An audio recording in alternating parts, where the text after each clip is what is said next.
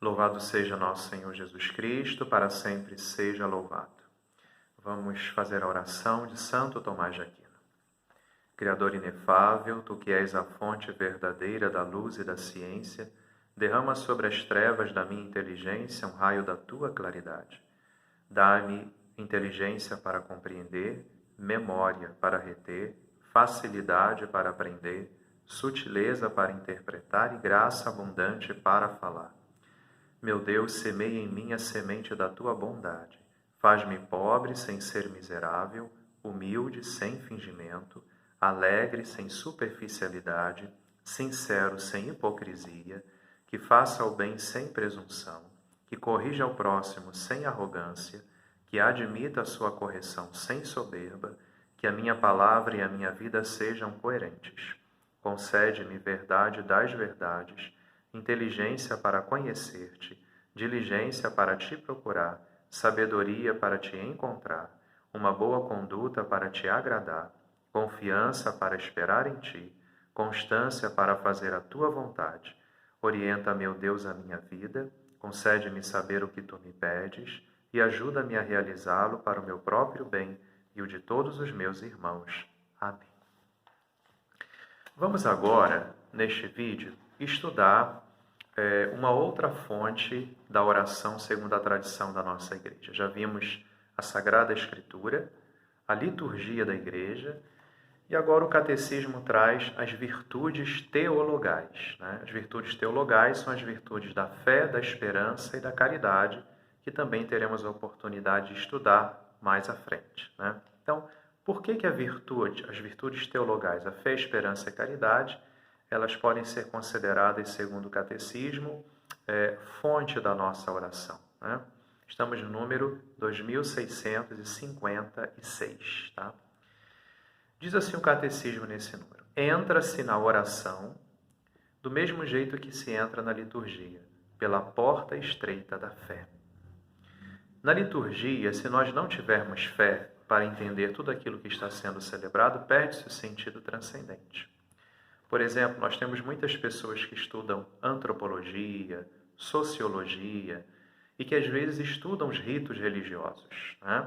Alguns vêm até participar da Santa Missa, de alguns outros sacramentos, de festas de padroeiros, para poder, com o seu olhar de sociólogo, de antropólogo, estudar especificamente do ponto de vista daquela ciência, os ritos, tudo aquilo que está acontecendo.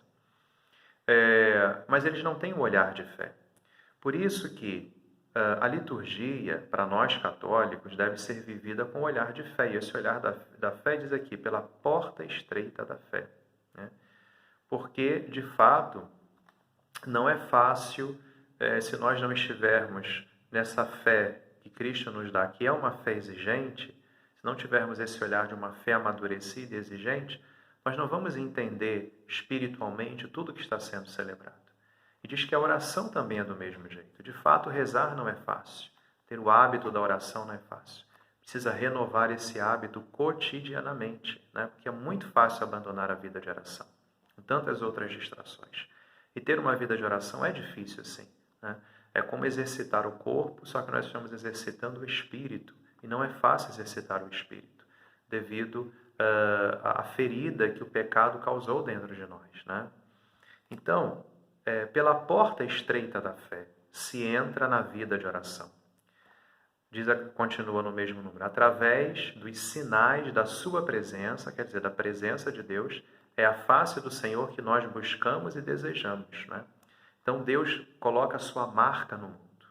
E quando a gente vai tateando pela fé, pela oração, tentando perceber essas marcas de Deus no mundo, o que a oração nos convida a buscar é sempre a face do Senhor. É ela que buscamos. No fundo, é essa face que desejamos. É a sua palavra, e a palavra aqui no catecismo está com P maiúsculo, ou seja, a palavra com P maiúsculo significa Jesus Cristo. Jesus é a palavra de Deus para nós. Então, é a sua palavra, quer dizer, é Jesus, que nós queremos escutar e guardar dentro de nós. Na verdade, é isso que nós queremos com a oração, quando temos o desejo de rezar, e quando às vezes não tendo esse desejo, queremos nos colocar em oração para não perder essa intimidade com Deus. É isso que nós buscamos, desejamos a face de Deus.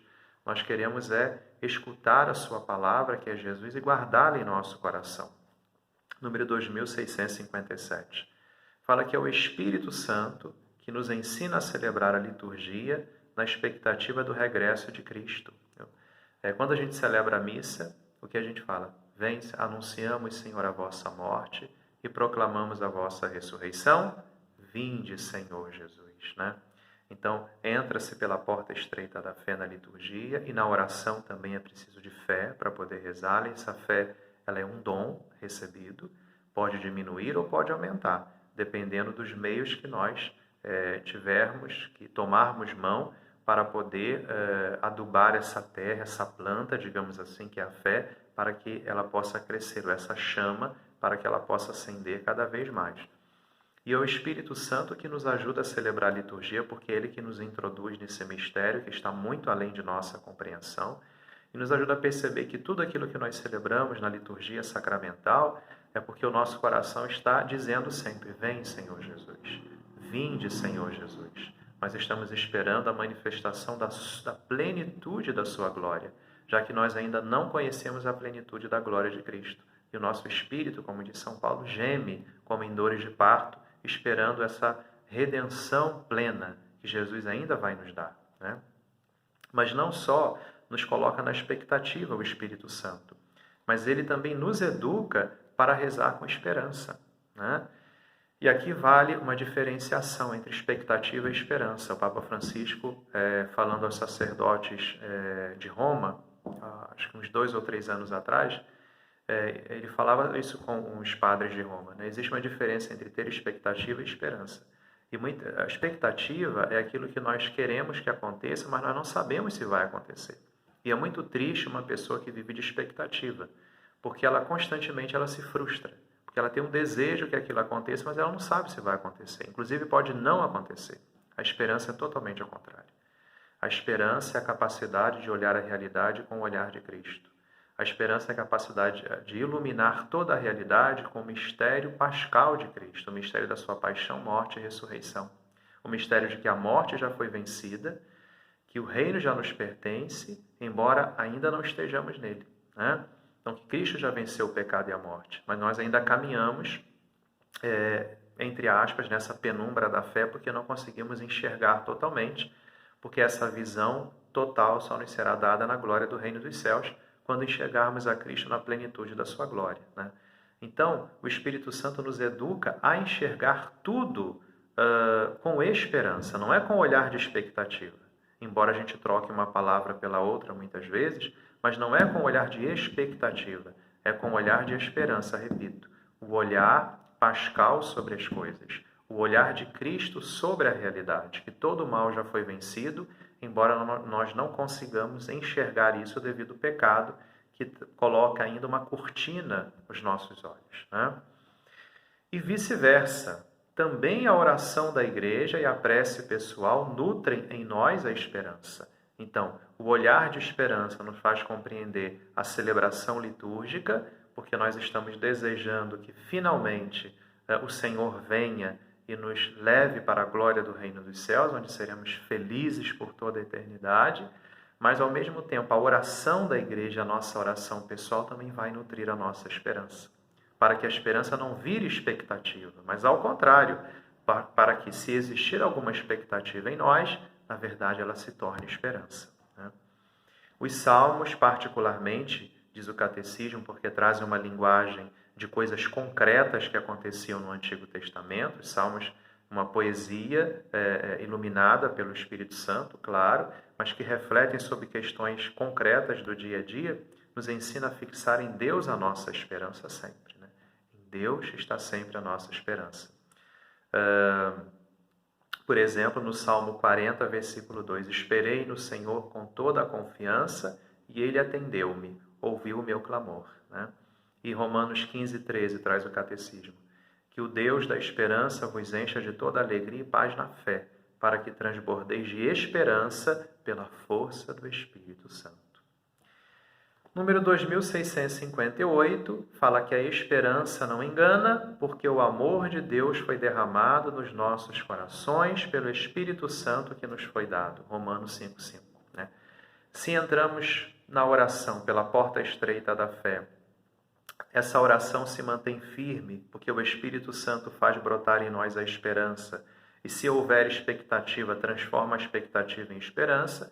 A esperança que nunca nos decepciona, nos faz compreender que tudo isso pode ser vivido por causa do amor de Deus, que nos amou por primeiro e depois nos ensina a amar. Nos amou quando ainda éramos pecadores, né? E derrama esse amor nos nossos corações.